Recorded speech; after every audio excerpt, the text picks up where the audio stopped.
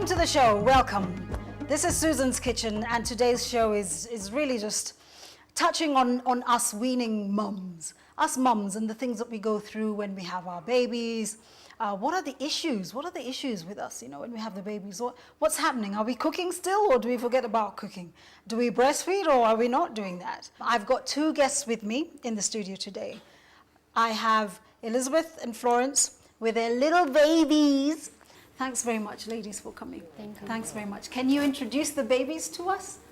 She's Stephanie Neema. Yes, she is Stephanie. How old is Stephanie? 2 months old. Hi, Stephanie. Hey, you. All right, and Elizabeth, tell me. This is Anne Wanjiro. Hi, Anne. Right now she's a Hey, bit you. active. What are you doing? She wants to eat. She wants to eat everything now. Yeah. In your case, Florence, what was your experience like with this baby? Okay, with my Neema, it was simple experience because she's the second born. Okay. I have a first born who is 3 years old, a baby boy. But with him, it was all hectic, very hectic. First sore nipples, cracked nipples, Really? everything. Really? Yeah, Huh? it was very, very bad for me. Wow. But with time and with advice from people, from books, I went through it.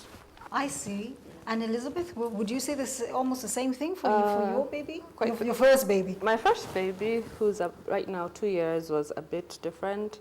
I actually couldn't bear the thought of breastfeeding him when I had the cracked nipples. Really? Oh, you had cracked nipples too? Yeah, and it reached the point where I might end up having mastitis, and it really was stress. Wow. But I eventually overcame it once I was got support from my family and my husband, and Yes. I overcame it.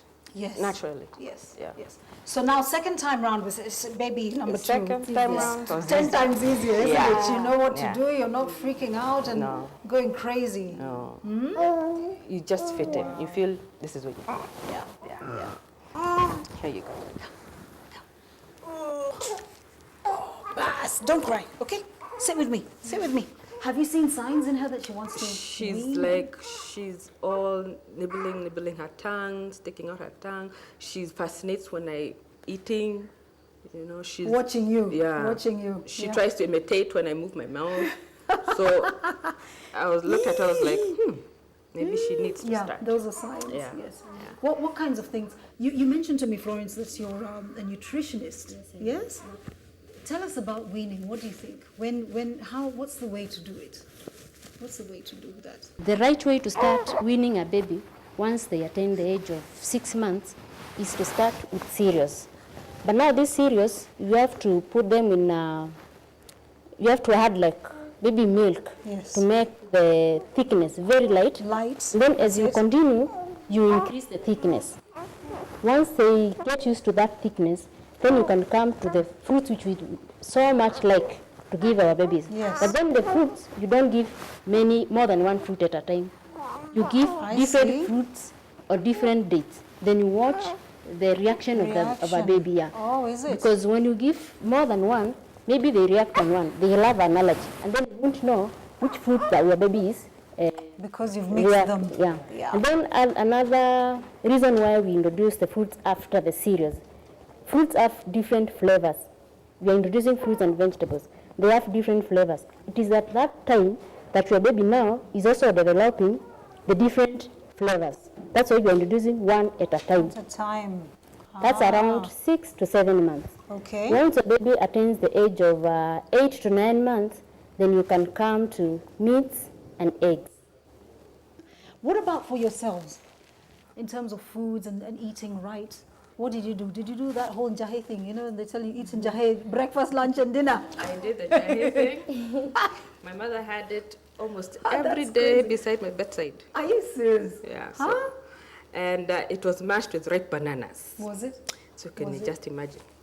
Right now, I think I prefer sticking with tea. Okay. I like tea. I get more milk when I take tea. I don't know why. Is it? Wow. But not with uji and jahe. Yeah. But with tea, Yeah. I'm able to satisfy her. Yeah. I'm not in having any problems in having no milk at all. Yes. Yeah. Wow. Florence? Okay, when one is breastfeeding, Yeah. there are two things. You are looking at your body, and also you are looking at the baby. So you are supposed to eat for yourself and also for the baby. But most of the time we overdo it. By the time you are coming out of it, You've example, added 20 kilos. for example, when I had my first baby, I was around 50 kgs. By the time my baby was 6 months, I was 59 kgs. To shed that 9, even up to today, I've never made it. It was such a hassle. Yeah. So it's always advisable. Yes. Eat right. Eat right. You may not have the time. Look at some simple things that you can do in the house to come up with the right meal, to give you the right nutrients and the baby, but to keep your body. Yes. Well, this has been really nice. We'll take a break, come back, stay tuned, don't go away. Welcome back. You're watching Susan's Kitchen, and we're doing a wonderful show today. We're talking about mums and how we're going to handle the whole thing, being mums and having little babies. I mean, without mothers, of course, the world wouldn't spin. It would stop spinning on its axis because we carry the whole load, and it's just wonderful. Yeah. All right, as we talk, I'm going to do something. Okay. This is a dish which is using terere, terere, which is a very common plant that grows around outside wild, but we get it in the supermarkets now, which is really nice. You can get nice fresh leaves to use, and it's got macadamia. And the reason I'm going for this, terere traditionally was used as a booster. What's the thing? It puts back into the body what it needs, what the body needs. So terere is good. We start off by heating the pan in a little oil. Not too much oil, kidogo, maybe 2 tablespoons is enough. And then some onions.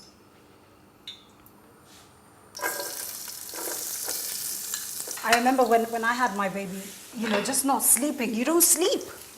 You don't sleep, and then you're tired, eh? And then breastfeeding. Breastfeeding? Did you guys do that? You did? Yeah, and I still do. And you still do? How old is your baby? Right now she's 6 months. And you're still breastfeeding? Yeah. Have you introduced any solid foods? Not yet. Not yet. I was waiting for the right time. Yes. No, that's fine. They're telling us nowadays to wait at least 6 months before we do any kind of. And what did you do? What did you do? Did you breastfeed? The first baby, I was a working mother, so I had to introduce food when he was 2 years old. 2 months old. You say you were a working mom. Yeah. Right now, my baby is only 2 months, so I'm just exclusive. 2 months? Yeah, 2 months, so I'm just breastfeeding exclusively. All right, I'll put some tomatoes into this. So I had the oil and I had the onions, tomatoes next. Wow. The terere, it comes like this, and of course it's got the stalks. Yeah. You can, if you don't want the stalk, you can remove it. So you're just taking the leaf. Yeah.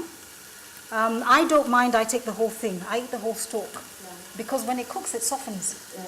So it's not like it becomes soft. It's not like the stalk for sukuma wiki, which is thick. Yeah. So I usually just throw it all in. You don't cut? No. Because it shrinks. Do you know this will shrink into half what it is now? It will shrink into half what it is now. So no, I don't. If it's too thick like this is a big one, then you can take it out. Wow, babies. Is there an alternative for Yes. terere if you don't have it easily available? Yes. You mean another kind of? Yeah. Yes, you can. Yes, you can. You could go for spinach, could work. Yeah. Kunde, Yeah. you know the kunde Yeah. leaves? Those could work. Sweet potato leaves. I've turned the fire down, and what I want is for the leaves just to shrink down and cook down a little bit. So you do it on low heat. So do you guys cook? Tell me, how do you manage to be able also to cook? And I think what I probably like doing is having like a timetable where I have them when they sleep. Is it? It's my time to at least cook. So when they wake up, I'm through with cooking and I have they have my undivided attention. when they go to sleep, Yeah. you cook. As Are you It's the hearing? only way. Are you hearing at home what she does? I think that's great. I have no other choice. I know like- you don't have a choice, so Yeah. you do it that way. Florence, what do you do? I have a house there. Yes, you have house help. Yeah. So at least you can go to the market, bring the vegetables and everything. Yes. But I do the cooking myself. You do the cooking yourself. Yes. Okay. Yeah. Who tells her what to buy? You said she goes to the market. Yes. How does she know what to I'll give her a budget on what to buy. Budget. At least, yeah, of what to buy from the market. Fresh. Yes, can you please Yes. speak up? Because I need the whole of Kenya to hear what Florence is saying. Please listen.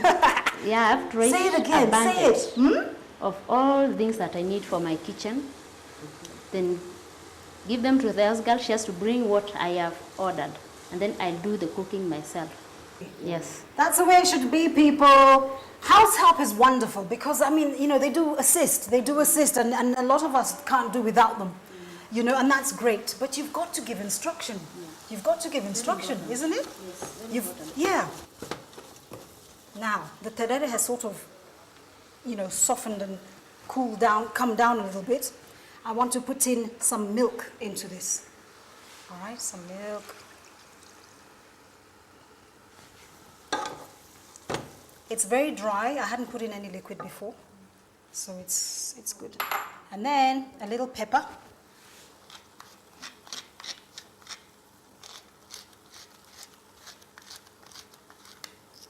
A little pepper and a little salt. Okay. And then we're going to cover it and just let the vegetables cook down.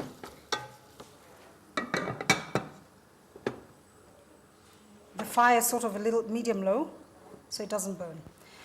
Something else which is great for energy and for, you know, sometimes you need a burst of energy. You're feeling a lot of us do the wrong thing. When you're feeling hungry or you feel like snacking, you go for a sausage, you go for a samosa, maybe mandazi, you know. I suppose because those are easier they're quick. If you're in the office, you know, that's fast, you know, and it's easily available.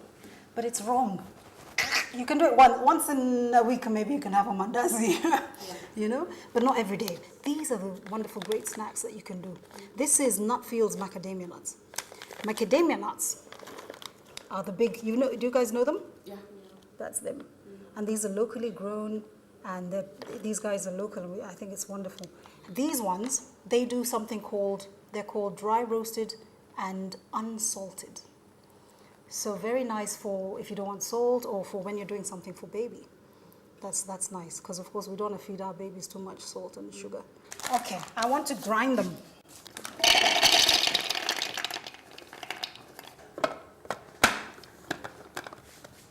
Something else I learned before the baby, I was on my own. I did my own thing, and you know, I enjoy washing the dishes and cleaning and then with the baby and work.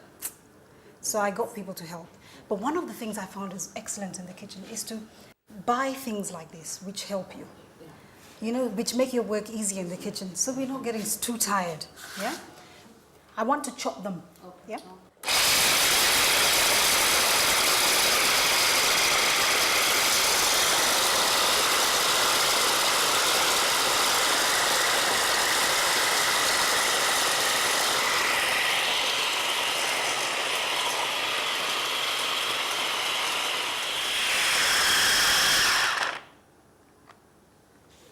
Okay, that's good.